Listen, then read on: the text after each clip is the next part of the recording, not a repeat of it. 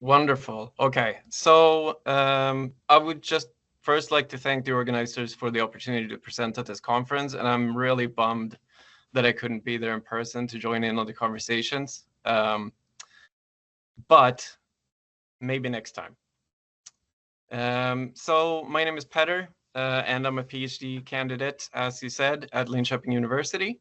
I'm also a contributor at the university's Interdisciplinary Center for Medical Humanities and Bioethics, where we have researchers from wildly different academic backgrounds that cooperate in research and education to make healthcare accessible and equal. Considering the interdisciplinarity of this center, my talk also aims to integrate other disciplines than my own sociological background to illustrate different ways to consider medicine and health.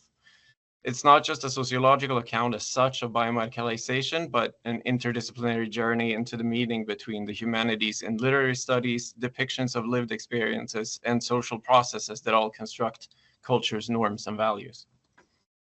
Using popular literature and research is becoming more popular in the growing field of medical humanities, as cultural representations in fine arts highlight situated norms and values that influence power structures and subsequently levels of inequality. What makes Warhammer particularly interesting to engage with in this manner is its bombastic settings, stories, and particularly the satirical essence which underscores the universe itself. Through visceral slaughter and political games, the Warhammer brings to light and exaggerates societal phenomenon and struggles in a captivating way. Further, the anti-realist... Sorry? The paddings for our body. Sure that they don't take away my new sanctified. Okay. Where was I? The realist journey into the far future works as a commentary on the post of humanity, the blurring of the border between humans and non-humans, and specifically for this presentation, the border between human and machine. We'll start off with identifying biomedicalization as a concept. There are a few ways in which people speak of biomedicalization depending on disciplinary background and or context. For this presentation, I work with the definition of Nicholas Rose, as well as Adele Clark, who described biomedicalization as processes concerned with the shift between medicalization, which is the treatment of diseases, to a conceptualization of health and healthy bodies that began occurring in the mid-20th century somewhere. Rose and Clark speak of 5 main parts of the concept of biomedicalization, namely subjectification, which concerns processes of the making of identity that are underscored by power structures; molecularization, viewing life as molecular with a focus on technological advancement; optimization, to make better, which is determined by societal norms and connected to vulnerability specifically; somatic expertise, which is expertise that lies beyond the framework of biomedicine and clinical care; and biocapital, which is how research, healthcare, and pharmacology is funded. Seeing that the Grimdark is somewhat of a void in terms of a functioning economic infrastructure, and that somatic experience outside the hard sciences could very well be considered heresy, I will here focus more on the factors intersecting subjectification, molecularization, and optimization processes. I will henceforth mainly draw on examples from Mechanicum, Priests of Mars, and Lords of Mars to highlight how our view on bodies and life itself can be politicized and represented in science fantasy literature. We'll start by talking about molecularization and optimization through making of bodies in the literature. In service of the Imperium of Man, the Adeptus Mechanicus fills several functions, of which the most important ones are supplying the war effort with advanced weaponry, scientists, engineers, and technicians. Although new research seems scarce due to the cold Mechanicus dogma that all knowledge already exists, there are or have been forges on Mars that are dedicated to conducting new experiments, to take, for instance, Coriol Zeth on Magma City. New knowledge and technological artifacts are instead often acquired through zealous crusades throughout the space, such as the explorator fleet of Archmages Lexel Kotov in the Forges of Mars trilogy. Here one finds that knowledge in this context is painted in positivistic way, It is something that we found, discovered, and is not something that is created using theories and methods that we use now. This is the common view of the priesthood, I find, and something that in itself works as a commentary on how science is perceived and knowledge. There is little use for philosophy, humanities, or social sciences, as an ignorant mind is seen as a preferable mind. It minimizes the risk of heresy and instability. A focus on an extreme version of the presumed objectivity of the hard sciences, the arena for investigating portrayals of the biomedical and bodies in this context is an open one. The first aspect of biomedicalization mentioned here, molecularization, meaning the general view of how the biological body functions, is broken down into molecules, synapses, proteins, etc. And is the mechanisms among molecular entities that can be identified, isolated, manipulated, mobilized, recombined in new practices of intervention, as Rose says. There are frequent examples of such interventions in the literature, as in this quote from Dahlia Cythera.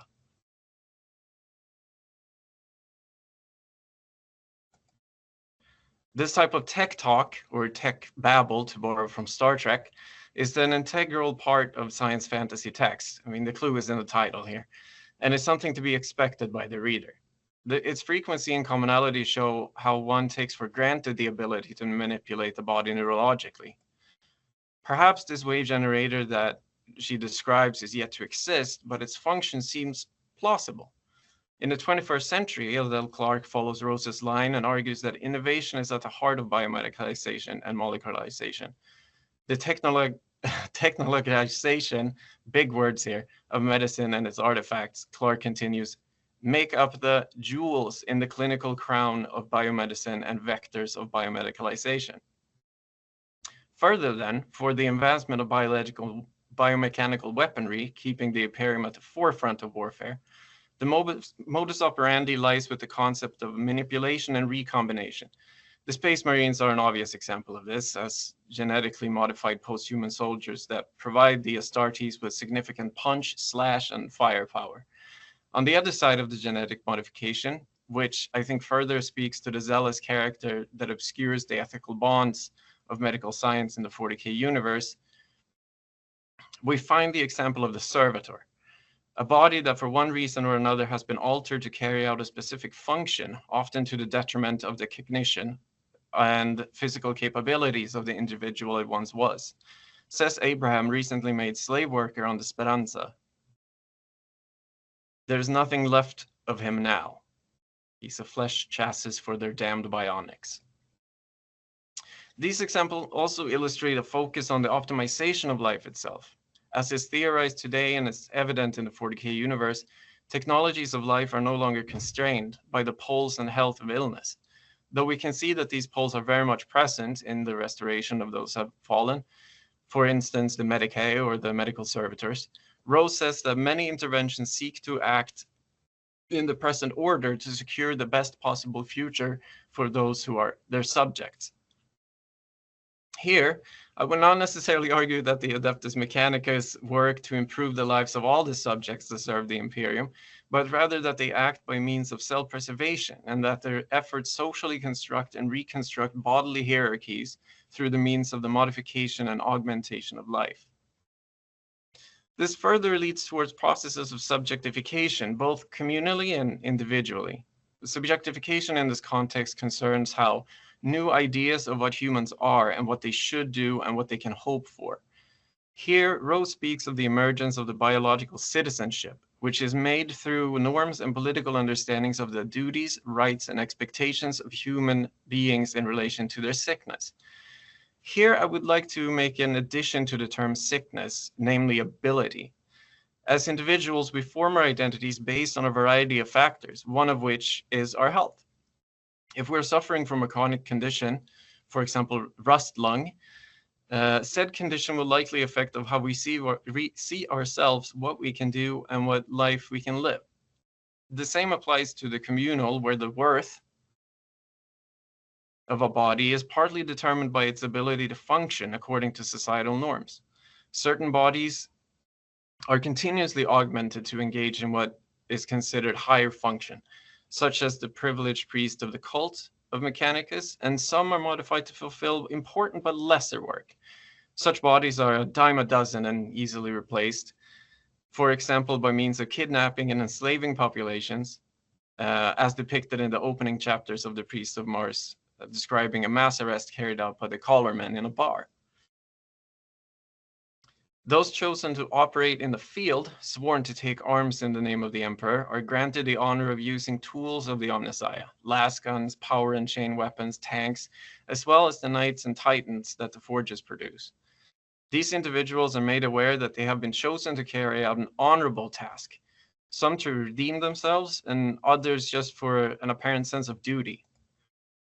I think that such political rhetoric works as a powerful tool in keeping the armies in check, but as I will illustrate, are also accented by other ways of exercising biopower, the various ways that states elect to control their populations.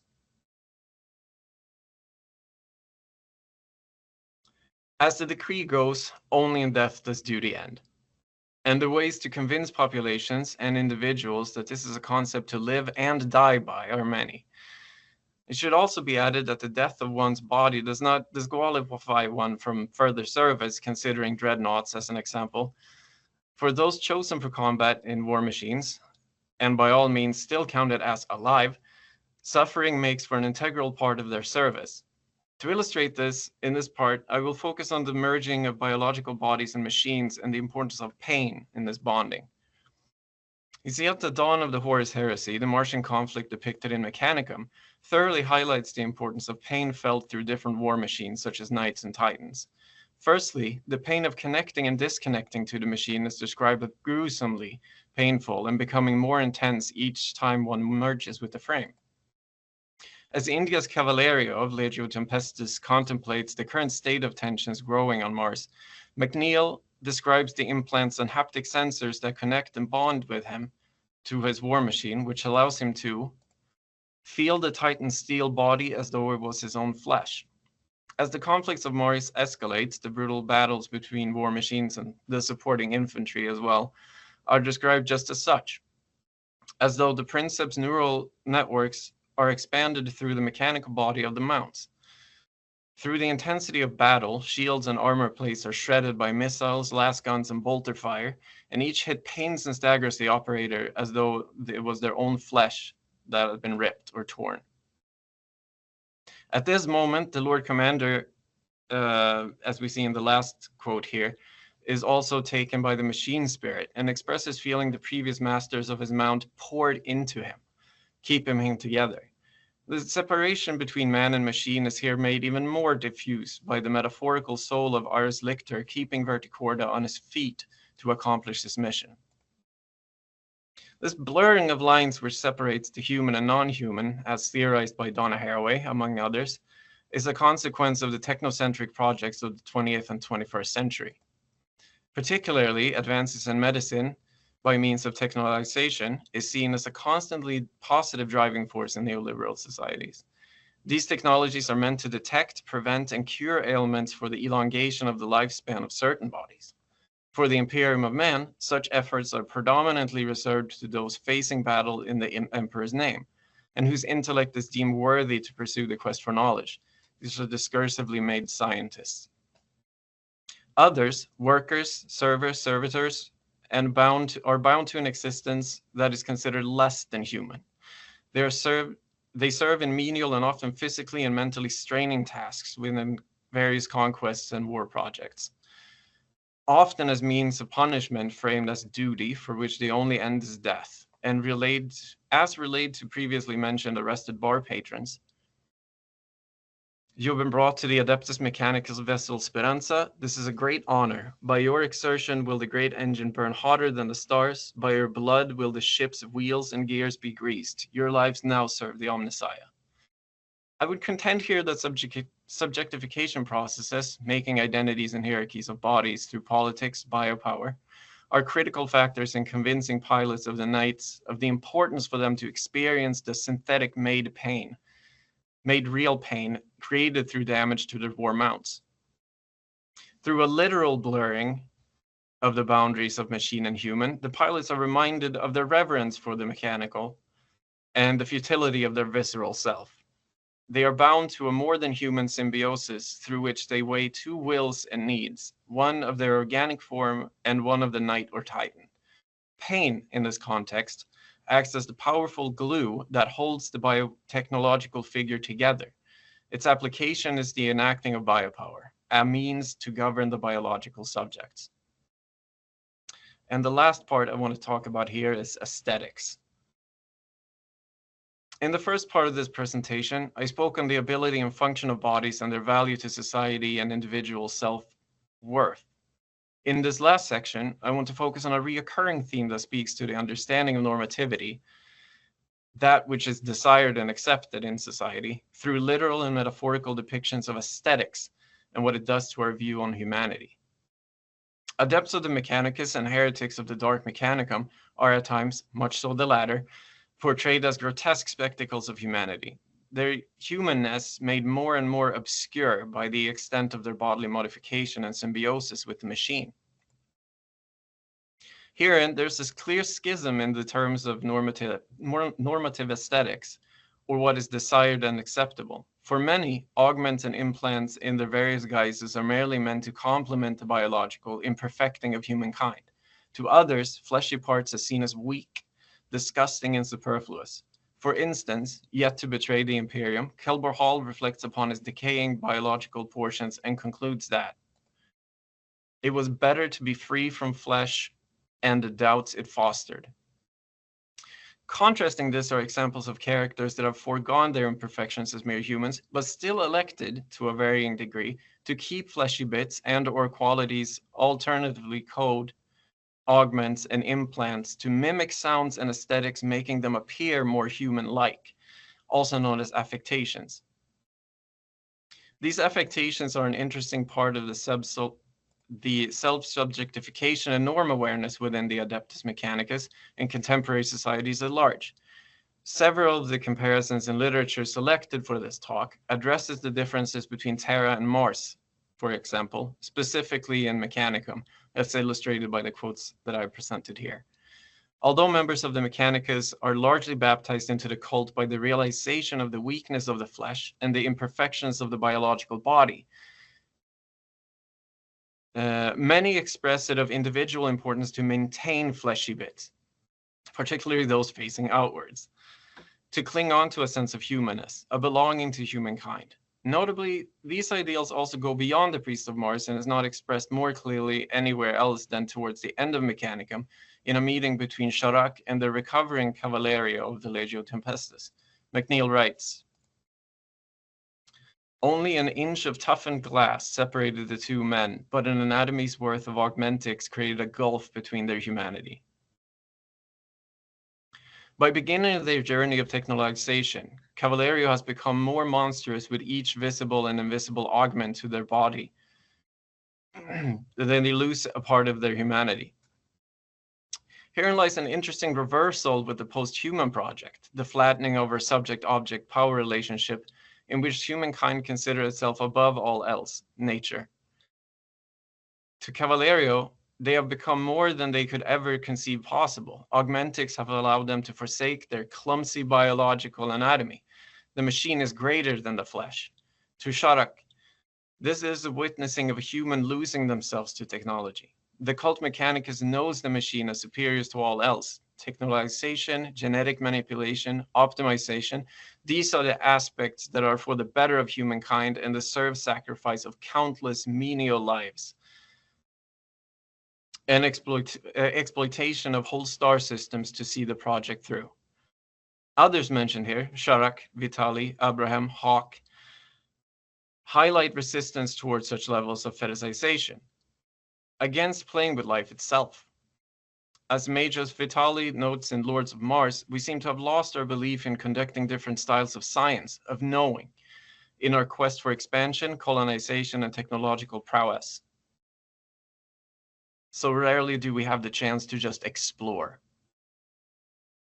In conclusion, I have throughout this presentation touched upon topics that to me stand out in the lore of the 40K universe and referenced them against theories on biomedicine, subjectification, post-humanism, and power.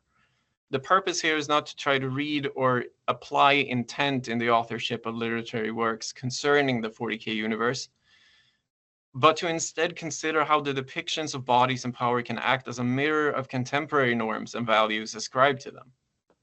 Often, researchers tend to focus on realist writing styles to examine and illustrate norms, values, and lived experiences of the past, and how we can subsequently learn much about the development processes that have followed. In contrast, science fiction and science fantasy can be read as a critique of realism. They are, in a sense, anti-realist, but still encapsulate the norms and values of past and present to build futures. It is a reimagination of human history and the possible futures that can come to be.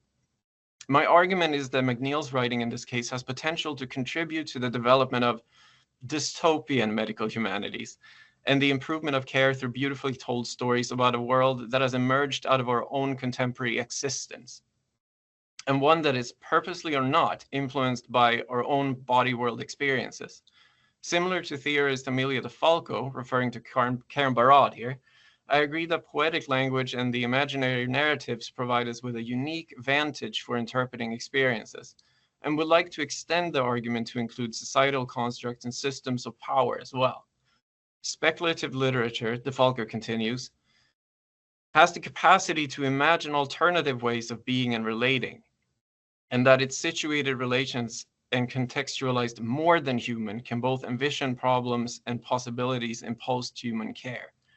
Lastly, I argue that literature, as with any art form, is not merely a mirror of the society in which it was composed. It also reconstructs, changes, shapes, norms, and values of said society. As such, the Adeptus Mechanicus are not just a reflection or commentary of our own efforts to augment, manipulate, and optimize our flesh and mind to better and or extend our lives. It also helps to shape our views on the potential of the development of new medical technologies and the bodies that they are meant to serve.